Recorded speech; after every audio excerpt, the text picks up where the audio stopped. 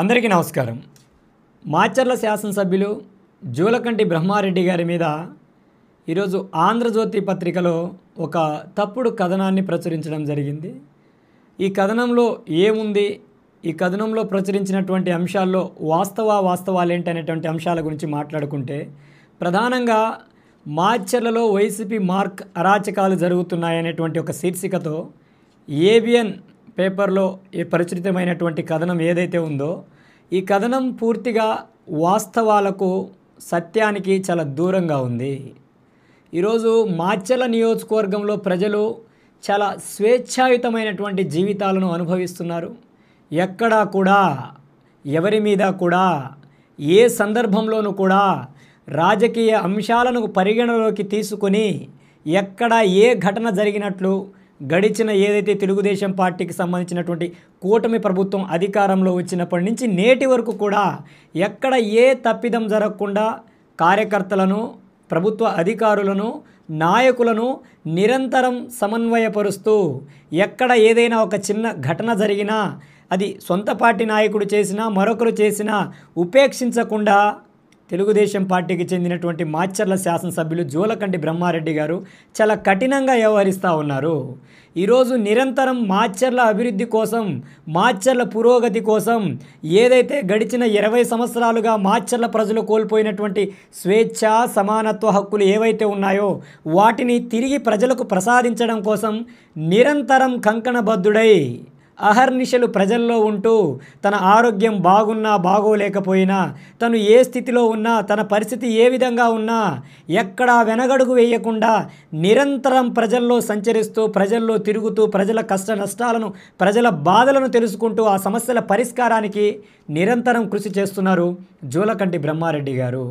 ఈరోజు 20 సంవత్సరాలుగా మాచర్ల ప్రజలు ఎంత క్లిష్ట పరిస్థితుల్లో, ఎంత అరాచకాల మధ్య తమ జీవితాలను వెల్లదీశారో, గడిచిన 20 సంవత్సరాల్లో కనీసం తెలుగుదేశం పార్టీ జెండా మోయాలి, తెలుగుదేశం పార్టీ జెండా పట్టుకోవాలంటే భయపడినటువంటి మాచర్ల ప్రజలు ఈరోజు స్వేచ్ఛాయుతంగా, ధైర్యంగా భారత రాజ్యాంగం ఇచ్చినటువంటి హక్కులను వినియోగించుకొని తమ ఓటు హక్కుతో ఈరోజు జూలకంటి బ్రహ్మారెడ్డి గారిని మాచర్ల నియోజకవర్గ చరిత్రలో ఎన్నడూ లేని విధంగా గొప్ప మెజారిటీతో గెలిపించారంటే ఏదైతే జూలకంటి కుటుంబం గతంలో వారు చేసినటువంటి కార్యక్రమాలు, గతంలో వారు చేసినటువంటి సేవా కార్యక్రమాలు ఏవైతే ఉన్నాయో ఈరోజు బ్రహ్మారెడ్డి గారిని మాచర్ల శాసనసభ్యుడిగా గెలిచేటువంటి అవకాశాన్ని కల్పించింది.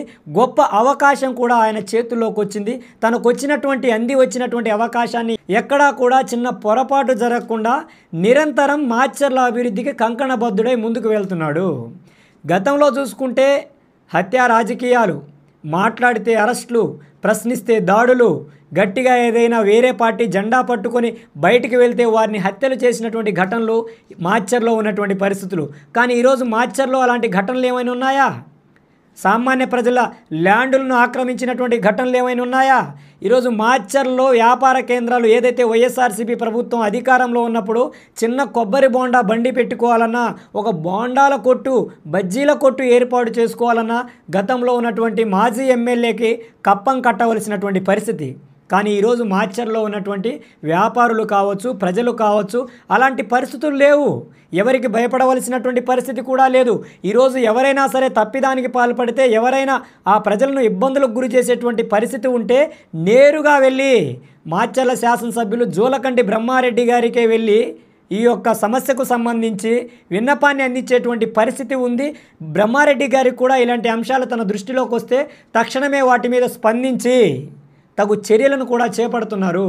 నిరంతరం ప్రజల అభివృద్ధికి, మాచర్ల ప్రజల స్థితిగతుల్లో మార్పులను తీసుకురావడానికి, మాచర్లలో ఉన్నటువంటి ఫ్యాక్షన్ రాజకీయాలను పారదోలి ప్రజలు హ్యాపీగా, సంతోషంగా జీవించడానికి ఆ పరిస్థితులను నెలకొల్పడం కోసం ఎక్కడ ఏ చిన్న సమస్య వచ్చినా వాటిని సత్వరమే పరిష్కరించి అన్ని విధాలుగా ప్రజలకు చేదోడు వాదోడుగా అందుబాటులో ఉంటున్నటువంటి మాచర్ల శాసనసభ్యులు జూలకంటి బ్రహ్మారెడ్డి గారి మీద ఇలాంటి తప్పుడు ఆరోపణలు చేయడం సరైనటువంటి విధానం కాదు. అయితే ఈ అంశానికి సంబంధించి ఏబిఎన్ యాజమాన్యానికి కూడా తెలిసి జరిగి ఉండకపోవచ్చని నేను అనుకుంటున్నాను. ఏదైతే గతంలో ఇక్కడ ఉన్నటువంటి స్థానికంగా ఉన్నటువంటి ఏబిఎన్ పత్రికలో పనిచేసేటువంటి వ్యక్తులు వైఎస్ఆర్సీపీతో కుమ్మక్కై మాచర్ల నియోజకవర్గంలో జరిగినటువంటి అనేక అఘాయిత్యాలు, అనేక దారుణాలను కూడా బయటకు రాకుండా చేసినటువంటి పరిస్థితులు గతంలో వైఎస్ఆర్సీపీ ప్రభుత్వం అధికారంలో ఉన్నప్పుడు ఉంది. అయితే ఇలాంటి కొందరు సంపాదకులు తమ యొక్క వ్యక్తిగత స్వార్థ ప్రయోజనాల కోసమే బ్రహ్మారెడ్డి గారి మీద తప్పుడు ప్రకటన చేశారనడంలో ఎటువంటి సందేహం లేదు. ఎందుకంటే గతంలో ఇలాంటివి అనేక అంశాలు అనేక సందర్భాల్లో కూడా కోకొల్లలుగా ఈ యొక్క ఘటనలకు సంబంధించి కనీసం కవర్ చేయనటువంటి పరిస్థితులు ఉన్నాయి. ఈరోజు మాచర్లో కులం, మతం, జాతి, వర్గం అనే భేదాభిప్రాయాలు లేకుండా పార్టీలో ఉన్నటువంటి కూటమిలో ఉన్నటువంటి ప్రతి నాయకుడిని కలుపుకుంటూ మాచర్ల అభివృద్ధికి ఎటువంటి స్వార్థ ప్రయోజనాలను ఆశించకుండా నిరంతరం జూలకంటి బ్రహ్మారెడ్డి గారు శ్రమిస్తున్నారు. అందుకు నిదర్శనమే ఈరోజు గ్రామాల్లో జరుగుతున్నటువంటి అభివృద్ధి కార్యక్రమాలు కావచ్చు, మాచర్ల నియోజకవర్గంలో జరుగుతున్నటువంటి నేషనల్ హైవేలకు సంబంధించినటువంటి కార్యకలాపాలు కావచ్చు. ఈరోజు ప్రతి అంశంలో కూడా నిరంతరం స్పందిస్తూ మాచర్ల నియోజకవర్గాన్ని ఏ విధంగా అభివృద్ధి చేయాలని కంకణబద్ధుడై ముందుకు వెళ్తున్నారు జూలకంటి బ్రహ్మారెడ్డి గారు. ఈరోజు జూలకంటి బ్రహ్మారెడ్డి గారు మాచర్ల నియోజకవర్గానికి వచ్చి ఉండకపోతే ఈరోజు పరిస్థితి మరోలా ఉండేది. ఈరోజు చాలా దారుణమైన పరిస్థితుల్లో మాచర్ల నియోజకవర్గం ఉండేది. ఈరోజు ప్రజలు స్వేచ్ఛాయుతంగా సంతోషంగా గ్రామాల్లో కూడా ఏదైతే ఫ్యాక్షన్ రాజకీయాలు ఉన్నాయో పూర్తిగా తగ్గుముఖం పట్టింది. ఇప్పటికే చూసుకుంటే గడిచిన కూటమి ప్రభుత్వం అధికారంలో వచ్చినప్పటి నుంచి ఇప్పటి వరకు కూడా ఎక్కడ కూడా ఒక చిన్న ఘటన కూడా జరగలేదంటే మీరే ఆలోచించుకోవాల్సినటువంటి అవసరం ఉంది. గత ప్రభుత్వ హయాంలో నిరంతరం కూడా ఇతర పార్టీల నాయకుల మీద దాడులు చేయడం, పోలీసులతో వేధింపులకు గురి చేయడం, ప్రశ్నిస్తే హింసించడం, మాట్లాడితే వారిని కటకటాలకు పంపించి వారి మీద థర్డ్ డిగ్రీలను ప్రయోగించినటువంటి పరిస్థితులు. ఈరోజు మాచర్ల నియోజకవర్గంలో ఉన్నటువంటి ప్రజలు పార్టీలకు అతీతంగా, కులాలకు అతీతంగా, జాతులకు అతీతంగా అందరూ కలిసిమెలిసి గ్రామాల్లో కూడా చాలా స్వేచ్ఛాయుతంగా ఎక్కడ ఏ చిన్న ఘటన జరగకుండా ముందుకు వెళ్తుందంటే మీరు అర్థం చేసుకోవాల్సినటువంటి పరిస్థితి ఉంది. అలానే ఈ కథనంలో ఏదైతే గ్రానైట్ లారీలకు సంబంధించినటువంటి అంశాన్ని కూడా పొందుపరిచారు. ఈరోజు మాచర్ల నియోజకవర్గానికి సంబంధం లేనటువంటి అంశం ఎక్కడో దాచేపల్లికి సంబంధించినటువంటి బోర్డర్లో దాటుతున్నటువంటి గ్రానైట్ లారీలకు మాచర్ల శాసనసభ్యులకు ఏం సంబంధం? మాచర్ల నియోజకవర్గ కేంద్రంగా ఏదైనా సాగడం లేదు కదా. అందుకు సంబంధించినటువంటి కథనాలు ఉంటే వాస్తవాలను ప్రజల్లోకి తీసుకురండి. ఆధారాలతో ప్రజలకు చూపించగలిగినప్పుడు ప్రజలు కూడా వాటిని స్వాగతించి నమ్మేటువంటి పరిస్థితి ఉంటుంది. కానీ ఏదో ఆలోచనలను లేకపోతే ఊహాగానాలను ఇలా జరిగి ఉండవచ్చు, ఇలా జరిగింది, ఇలా జరుగుతుందని తెలిసింది అనే విధంగానే ఉన్నాయి. కానీ ఇలా జరిగింది, అందుకు మా దగ్గర ఆధారం ఉందనే విధంగా ఈ కథనం లేదు. గత ప్రభుత్వ హయాంలో మనం చూసాం. ఏదైతే నాగార్జున సాగర్ ఆంధ్రప్రదేశ్ తెలంగాణకు సంబంధించినటువంటి చెక్ పోస్ట్లో గ్రానైట్ లారీలను పట్టుకొని ఆ రోజు కథనం ప్రచురించినటువంటి జర్నలిస్టునే నిన్ను చంపేస్తామని బెదిరించినటువంటి ఘటనలు ఈ మాచర్ల నియోజకవర్గంలో ఉన్నాయి. కానీ ఈరోజు ఇలాంటి ఘటనలు ఎక్కడా లేవు. అలానే మద్యం షాపులకు సంబంధించినటువంటి సిండికేట్ వ్యవహారం అంటున్నారు. రాష్ట్ర ప్రభుత్వం చాలా పారదర్శకంగా నిర్వహించినటువంటి ఈ టెండర్ల ప్రక్రియ ఏదైతే ఉందో చాలా పారదర్శకంగా జరిగింది. ఈ యొక్క టెండర్ల ప్రక్రియలో కూడా ఎక్కడా లోటుపాట్లు జరగలేదు. ప్రభుత్వ విధి విధానాలకు లోబడే, ప్రభుత్వం విధించినటువంటి మార్గదర్శకాలకు లోబడే ముందుకు జరిగింది. కానీ ఎక్కడా కూడా ఇలాంటి తప్పిదాలు అనేవి జరగలేదు. గత ప్రభుత్వ హయాంలో చూసుకుంటే ఇష్టానుసారంగా బార్ అండ్ రెస్టారెంట్లకు అనుమతి ఇచ్చేసి ఏదైతే గత ఎమ్మెల్యేలకు సంబంధించినటువంటి మాజీ ఎమ్మెల్యేకు సంబంధించినటువంటి బార్ అండ్ రెస్టారెంట్లే మాచర్ల నియోజకవర్గ వ్యాప్తంగా ఉన్నాయి. కానీ మరొకరు ఏ వ్యక్తికి సంబంధించినటువంటి బార్ అండ్ రెస్టారెంట్లు మాచర్ల నియోజకవర్గంలో లేవు. ఈరోజు మాచర్ల నియోజకవర్గం ప్రస్తుతం ఉన్నటువంటి మాచర్ల శాసనసభ్యులు జూలకంటి బ్రహ్మారెడ్డి గారి మీద కొందరు కుట్ర పన్ని కావాలనే బురద జల్లేటువంటి కార్యక్రమాన్ని చేపడుతున్నట్లు చాలా స్పష్టంగా అర్థమవుతా ఉంది. నిజంగా ఇది బాధను కలిగించినటువంటి అంశం, చాలా ఆవేదనకు గురి చేసినటువంటి అంశం. నీతి నిజాయితీగా నిబద్ధతగా పనిచేస్తున్నటువంటి నాయకులను ఇలా తప్పుడు కథనాలు ప్రచురితమైతే, ఇలా తప్పుడు మార్గాల్లో వారి మీద తప్పుడు ఆరోపణలు చేస్తే వారు ప్రజల పట్ల ప్రజలకు సేవ చేయాలనేటువంటి భావన ఏదైతే ఉందో దాని మీద దెబ్బ కొట్టిన వారవుతారు. దయచేసి అది ఏ పత్రిక అయినా, ఏ ఛానల్ అయినా, ఎవరైనా సరే ఒక వ్యక్తి మీద కథనాన్ని ప్రచురించేటప్పుడు 100కి 100 సార్లు క్రాస్ వెరిఫికేషన్ చేసుకోండి, వాస్తవాలను తెలుసుకోండి.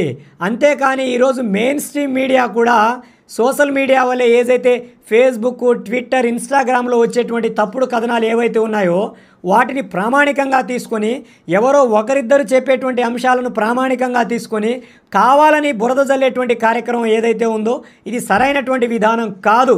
ఇది రాష్ట్ర పురోగతికి, మరీ ముఖ్యంగా మాచర్ల నియోజకవర్గ పురోగతికి మీరు గండి పెట్టిన వారవుతారు.